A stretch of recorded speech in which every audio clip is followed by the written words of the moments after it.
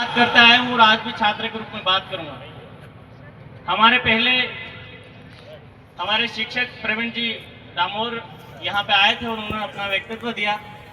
वो बता रहे थे कि जिस तरीके से आदिवासी क्षेत्र में पढ़ाई का स्तर कागजों में तो बड़े स्तर पे बताया जाता है, लेकिन धरातल पर देखें तो शिक्षक ही नहीं दिखते हैं।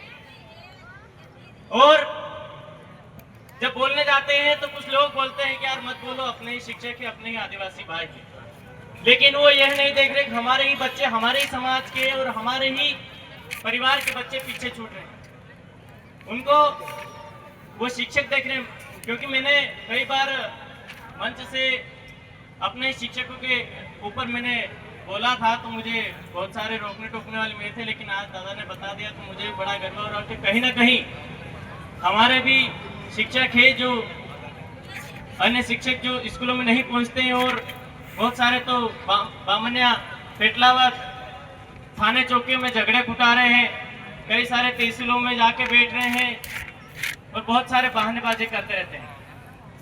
तो दादा ने अच्छी बात कही है कि हमारे जो समाज के जो बच्चे हैं उनके ऊपर ध्यान देना है, और आदिवासी समाज के जो शिक्षक हैं और दूसरे भी समाज के जो शिक्षक हैं, मैं उनसे इस मंच से अपील करूंगा कि इस ट्राइबल एरिया में जो बच्चा पढ़ाई करने के लिए स्कूल में आता है उनको आप अच्छे से शिक्षा दें।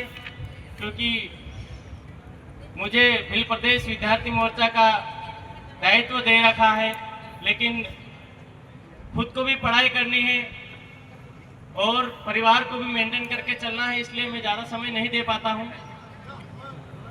और अभी रतलाम के पलसोड़ी ग्राम में निवेश क्षेत्र को लेकर धरना प्रदर्शन चल रहा है कई दिनों से।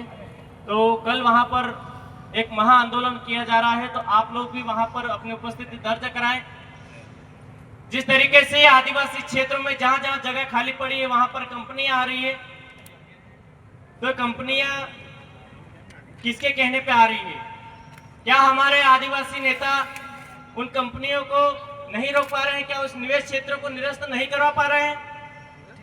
जब चुनाव आते हैं तो हम लोग विरोध करते हैं, तो बोलते हैं कि अपने ही नेता है, अपने ही आदिवासी समाज के नेता है, इनका विरोध क्यों करते हो?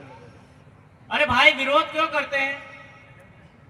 जहां आदिवासी समाज के ऊपर जब गाज गिरती है तब ये नेता लोग कहां गायब हो जाते हैं? ये वहां पे क्यों नहीं बोलते हैं? संसद में विधानसभा में अपना मुद्दा क्यों नहीं उठाते हैं? वोट चाहिए होता है तो गांव गांव ढाणी ढाणी ये लोग पहुंच जाते हैं। जब अभी हम गुजर के आ रहे थे तो कई सारे गांव में सड़कें नहीं है, तो ये चीजें उनको नहीं दिखती है क्या?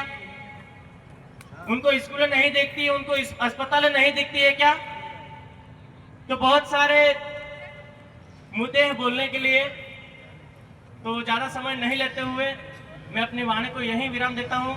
और कल ज्यादा से ज्यादा रतलाम पलसोड़ी ग्राम में पहुंचे और सरकार को मुंह तोड़ जवाब दें, क्योंकि ये जमीन जो है उनके बाप दादाओं की नहीं, हमारे बाप दादाओं ने उनको सींचा है।